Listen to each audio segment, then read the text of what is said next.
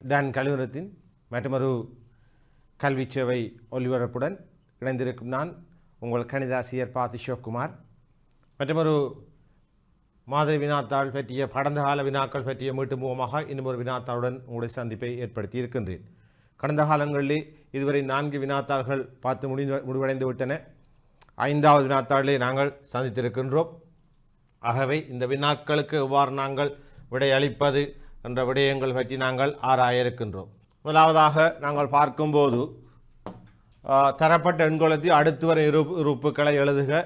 தரமட்டிலே இருக்கக்கூடிய எண்கோலம் என்ற பாடத்தில் இருக்க முதலாவதுகளில் காணப்படுகின்றது. முதலாவது நாங்கள் வெளியிடாக ஜோக்குவோம்.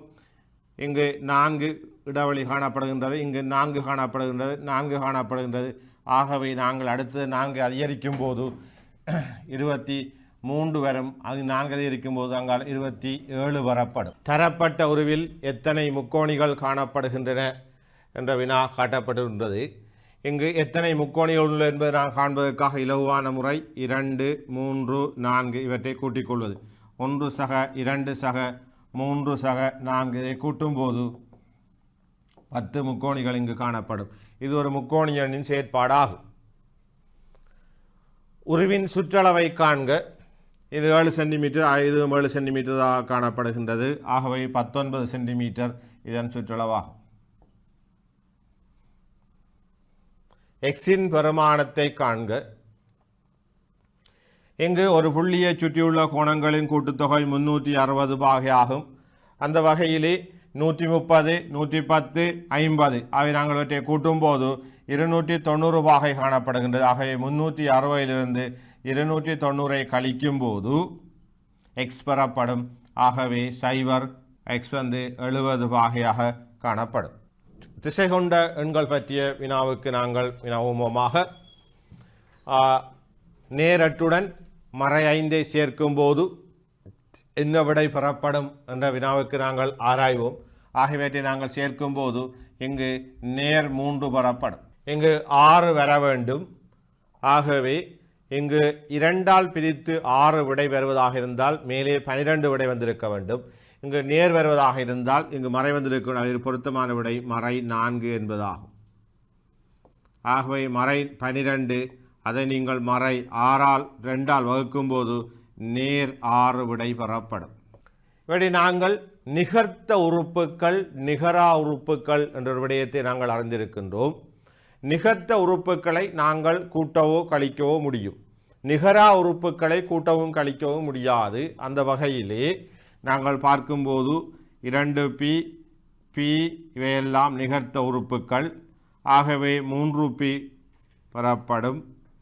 q, r 3 கழிக்கப்படுது. ஆகவே r காணப்படும்.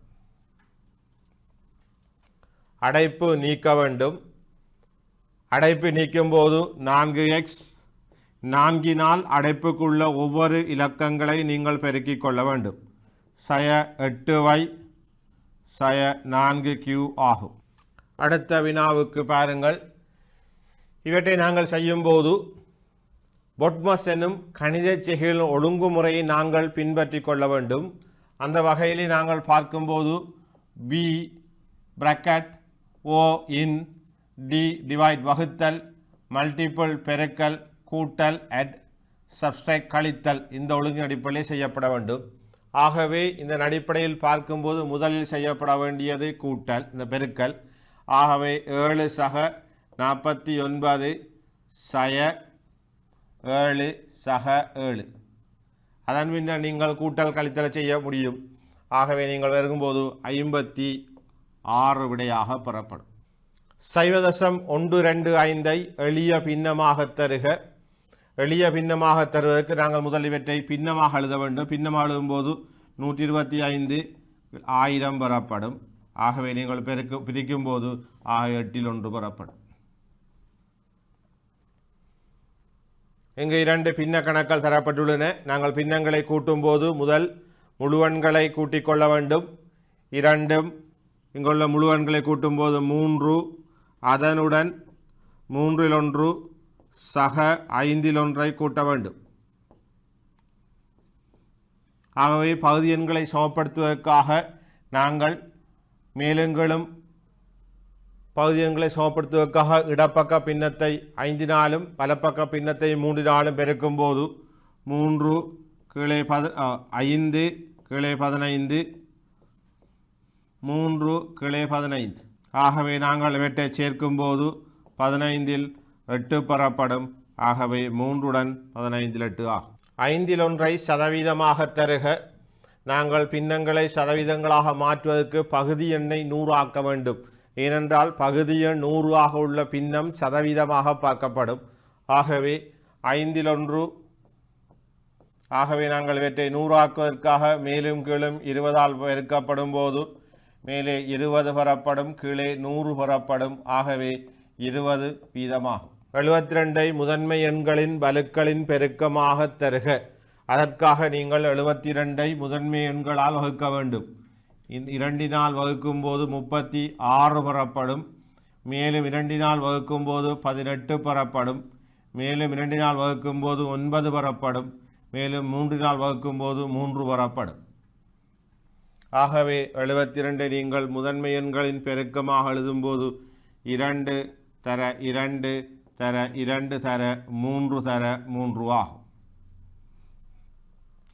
1 லிட்டர் பானப்பொத்தலின் விலை 120 ரூபாய் ஆகும். அவ்வாறான 13 பானப்பொத்தல்களின் விலை யாது? ஆகவே நாங்கள் 120ஐ நீங்கள் 13ஆல் பெருக்கப்படும் போது அதற்கான விடையை பெற்றுக்கொள்ள முடியும். 1560 ரூபாய் ஆகும்.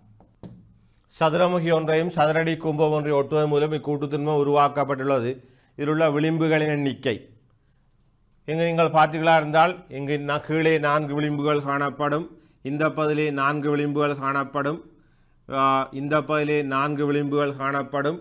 இந்த பகுதியிலே 4 விளிம்புகள் காணப்படும். மொத்தமாக இங்கு 16 விளிம்புகள் காணப்படும். முதலாவது நாங்கள் முகங்களை பார்ப்போம். முகங்கள் 5 4 9 முகங்கள் காணப்படும். உச்சி 8 9 உச்சி காணப்படும். ஆகவே விளிம்பு இங்கு 16 காணப்படும். ஆகவே சதுரடி கூம்பகத்தையும் சதுரடி கூம்பகத்தையும் கனவுருவை சதுரமுகி ஒன்றை நீங்கள் பொருத்தினால் உருவாக்கப்படும் கூட்டு திண்மத்திலே இவ்வாறான முகங்கள் உச்சி விளிம்பு என்பன காணப்படும். இவ்வலையுறு அமைப்பை கொண்டு அமைக்கக்கூடிய திண்மத்தின் பேர் அதான் சதுரடி கூம்பகம். மறை 2இன் 4ஆம் வலு. மறை 2இன் 4ஆம் வலுவின் பெருமானம் காண்பதற்காக மறை 2ஐ நாங்கள் 4 தடவைகள் பெருக்கி எழுத வேண்டும். அவை நாங்கள் அவற்றை பெருக்கும் போது 16 பெறப்படும். 15 தொன் அரிசியை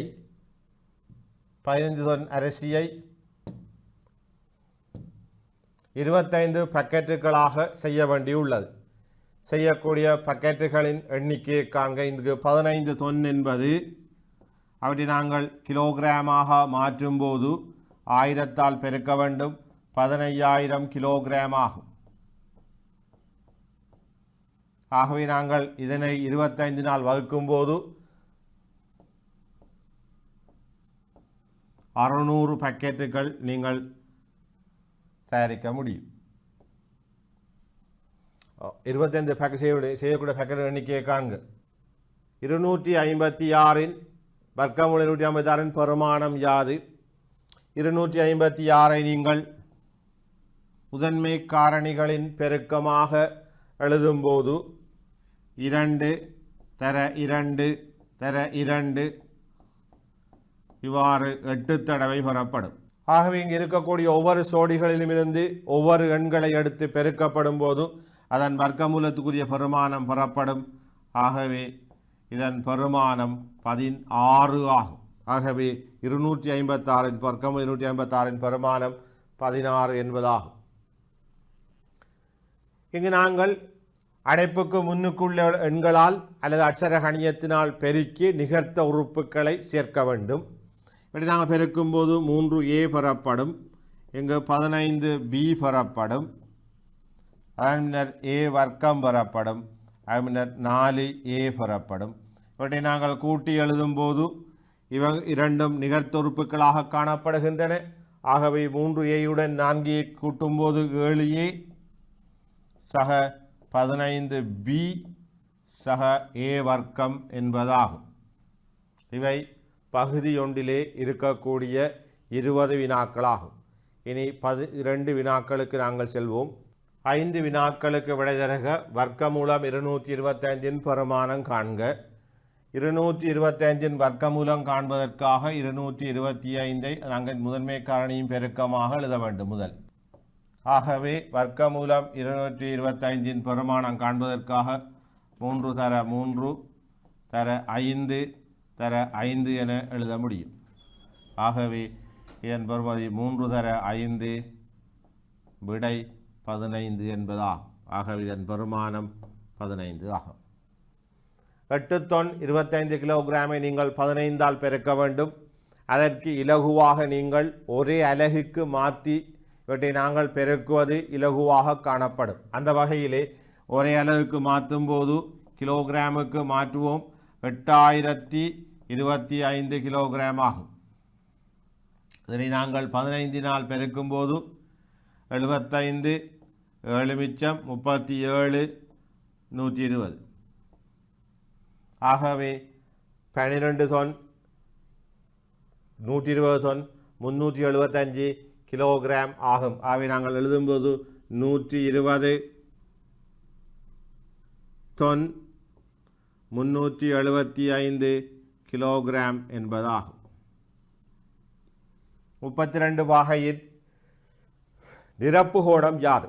நிரப்பு கோணம் என்றால் என்ன என்பதை நாங்கள் அறிந்து கொள்ள வேண்டும். நிரப்பு கோணம் என்பது 2 கோணங்களின் கூட்டுத்தொகை 90 பாகையாக காணப்படுமாயின் அது நிரப்பு கோணம். 2 கோணங்களின் கூட்டுத்தொகை 180 பாகையாக காணப்படுமாயின் அது மிக நிரப்பு கோணம். அந்த வகையிலே பார்க்கும்போது 32 பாகை நிரப்பு கோணம் 90லிருந்து நீங்கள் 32ஐ கழித்து கொள்ள வேண்டும். 8 58 பாகையாகும். 32 பாகையின் நிரப்பு கோணம் 58 பாகையாகும்.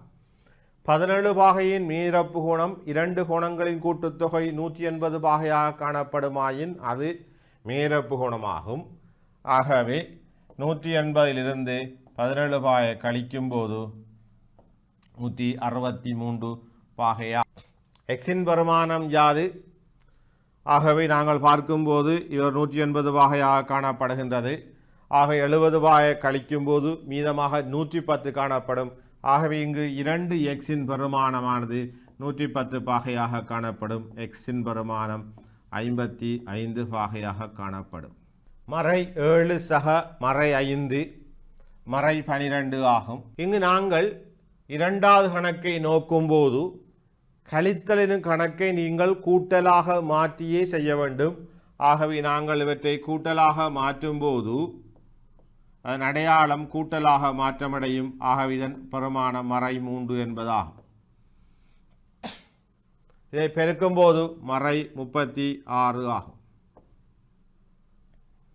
இதை நாங்கள் கூட்டலாக மாற்றும்போது 36 பெறப்படும் நீர். இதையும் அதே மாதிரி நாங்கள் கூட்டலாக மாற்றி செயற்படுத்துவோம்.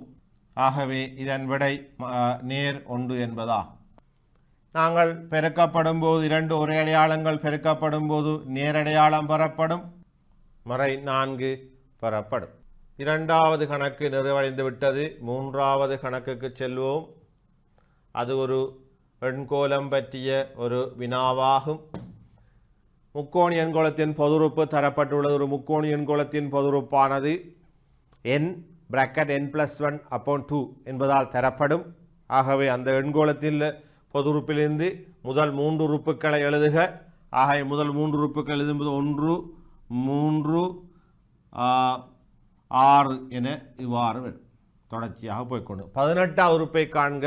ஆகவே நீங்கள் எண்ணுக்கு 18ஐ பிரதியிடும் போது 18 தர 19 கீழ் 2 நீங்கள் சுருக்கும்போது 9 பிறப்ப 81 8 மிச்சம் 9 மட்டும் 171 ஆகும். ஆகவே 18ஆவது உறுப்பு 171 ஆகும். 325 எத்தனையாவது உறுப்பு என்று கேள்வி கேட்கப்பட்டிருக்கின்றது.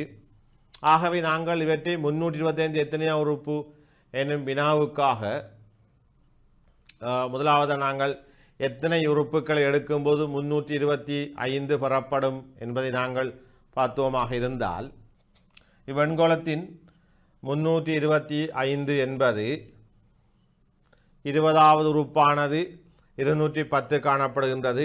இங்கு 30வது உறுப்பானது 30ஐ நீங்கள் 31ஆல் பெருக்கும்போது 15 5 15 3 45 5 50 பெறப்படும். ஆகவே அது கூடிவிட்டது. 20வது உறுப்பை நீங்கள் போட்டு பார்க்கும்போது 21ஆல் பெருக்கும்போது 10 210 பெறப்படுகின்றது. 25ஆம் உறுப்பு என்பது 25ஐ நீங்கள் 26ஆல் பெருக்கி 2ஆல் பிரிக்கும்போது 13 5 மிச்சம் 13 5 65 6 மிச்சம் 13 26 32 325. ஆகவே 25வது உறுப்பு 325 ஆகும். 25ஐ 26ஆல் பெருக்கி 2ஆல் பிரிக்கும்போது 325 பெறப்படும். இவன்கோளத்து 8வது உறுப்பினதும் 9வது உறுப்பின் கூட்டுத்தொகை எத்தனையாவது சதுர எண்ணாகும்? 8வது உறுப்பு என்பது 8 தர 9ஆல் பெருக்கி வரும் விடையை 2ஆல் பிரிக்கும்போது அதன் விடை 36. 9வது உறுப்பு என்பது 9ஐ 10ஆல் பெருக்கி 2ஆல் பிரிக்கும்போது வருவது 45. ஆகவே இரண்டையும் சேர்க்கும்போது 81 பெறப்படும். ஆகவே இது 9வது சதுர எண்ணாகும். எத்தனையாவது சதுர எண்ணாகும்? 9வது என்பது விடையாகும். அடுத்து வரும் 2 முக்கோணியன்களின் கூட்டுத்தொகை ஒரு சதுரெண்ணுக்கு சமனாக காணப்படும் என்பது நீங்கள் கவனிக்கப்பட வேண்டிய விடயமாகும். இதிலே அடுத்த சுருக்கல் பற்றிய வினாவுக்கு நாங்கள் விடையளிப்பதற்காக முயற்சிப்போம். இவ்வாறான வினாக்களுக்கு விடையளிப்பதற்கு இலகுவான வழி, முதலில் நீங்கள் அடைப்புக்களை நீக்கி நிகர்த்த உறுப்புக்களை அருகருகே எழுதி அதனை சேர்க்க வேண்டும். அந்த வகையில் பார்க்கும்போது I2 10x சய 15 சய 4x சக 7 ஆகும். 10x 4 6x சய 8 ஆகும்.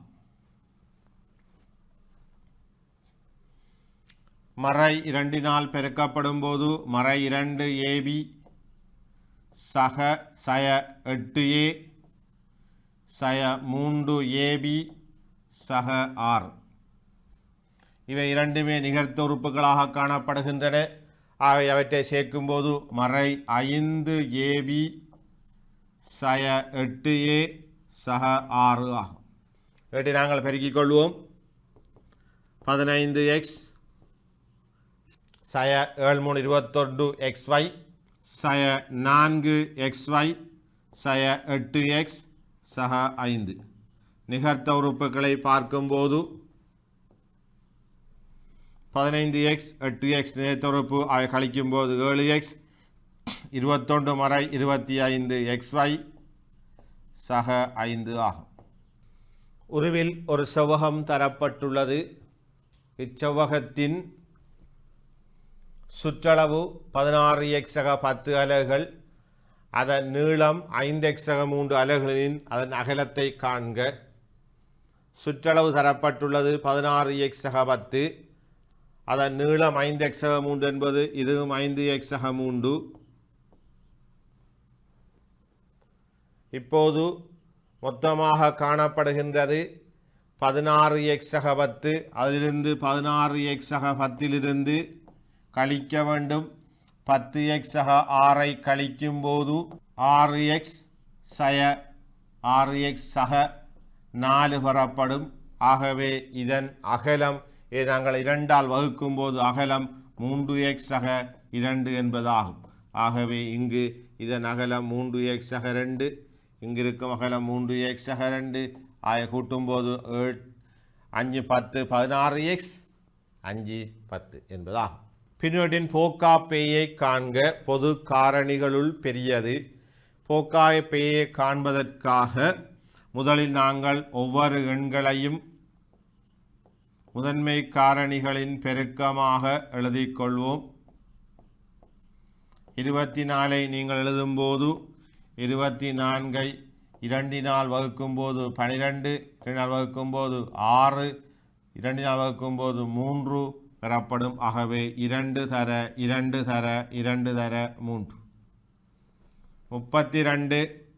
அதனை பெருக்கும்போது 16, 8, 4 2 2 ஆகவே 2 தர 2 தர 2 தர 2 தர 2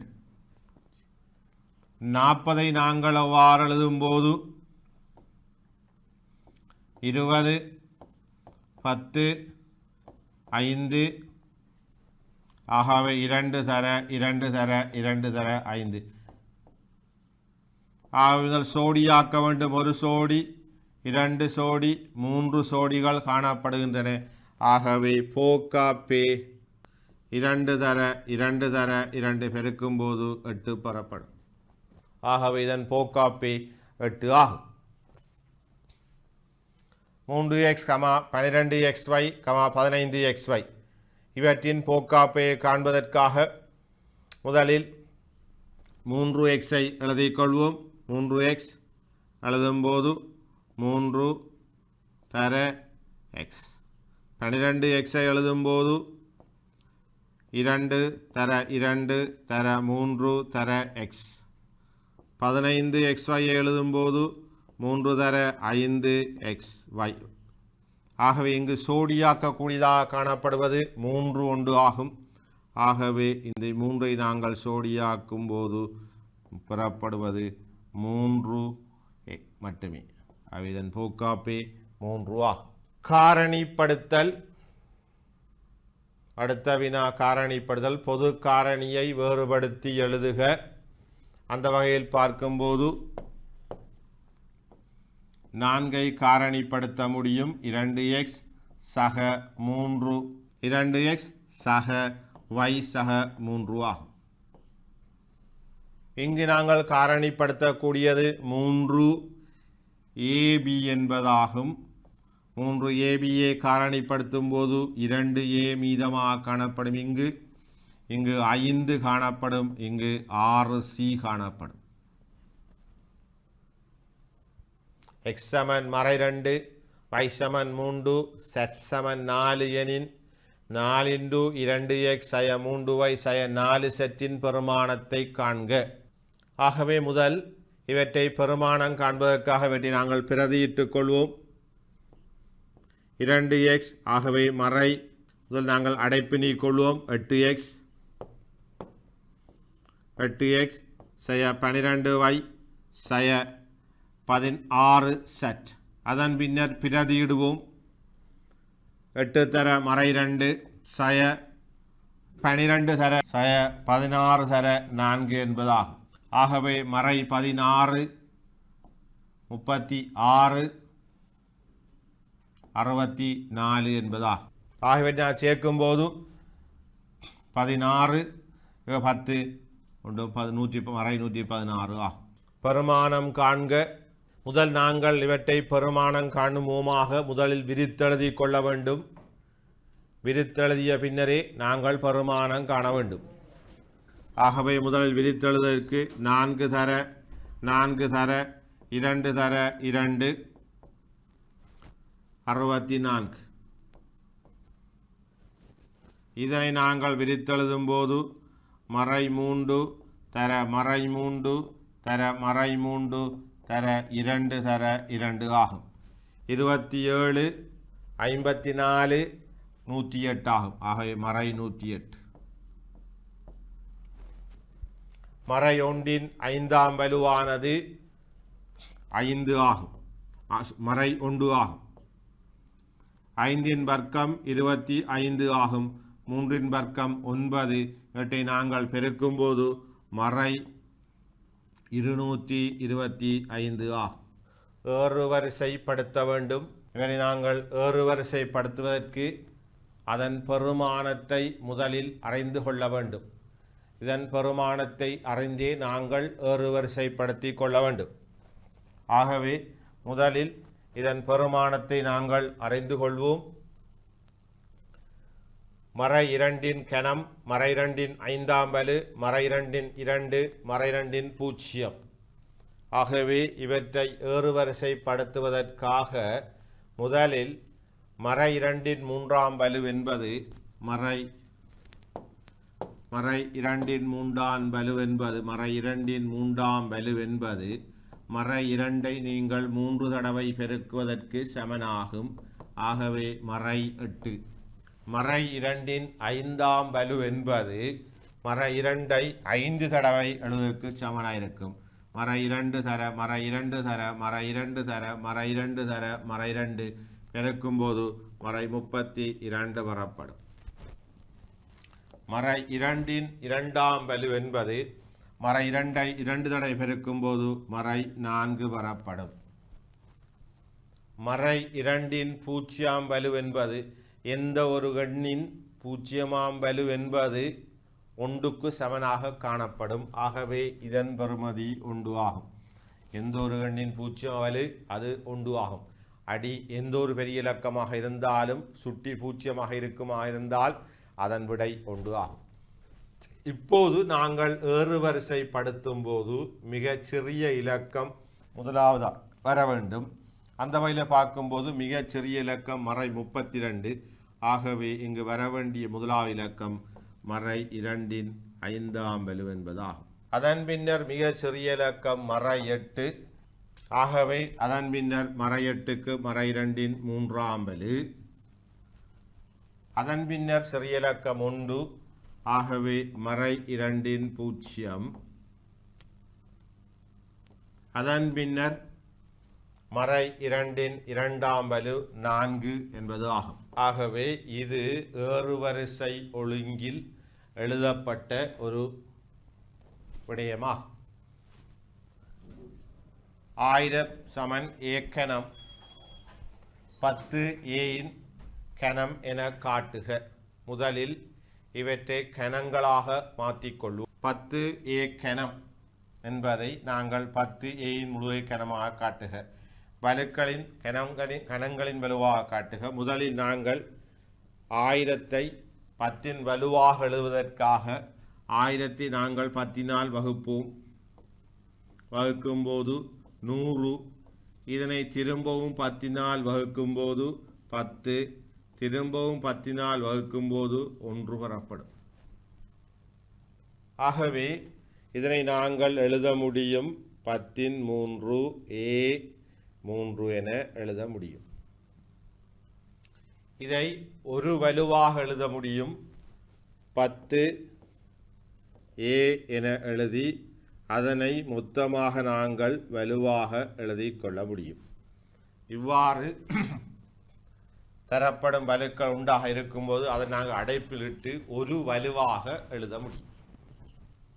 ஆகவே நாங்கள் இங்கு அவதானித்த விடயங்களிலே சுட்டிகளிலே நாங்கள் இவ்வாறு வலுக்களின் பெருக்கமாக அல்லது பெருக்கங்களின் வலுவாக எழுதுவது வழமையான ஒரு முறையாகும். அது மட்டுமல்ல, இங்கு நாங்கள் அடுத்ததாக தெரிந்து கொள்ள வேண்டிய விடயம், அடியிலே மறை காணப்படுமாயின் சுட்டியிலே ஒற்றையன் காணப்படுமாயின் விடை மறைப்பெருமானமாகவும், அடியானது மறையாக காணப்படும் போது சுட்டி ஒரு இரட்டை எண்ணாக காணப்படும் போது அதன் பெருமானம் நேராகவும் காணப்படும்.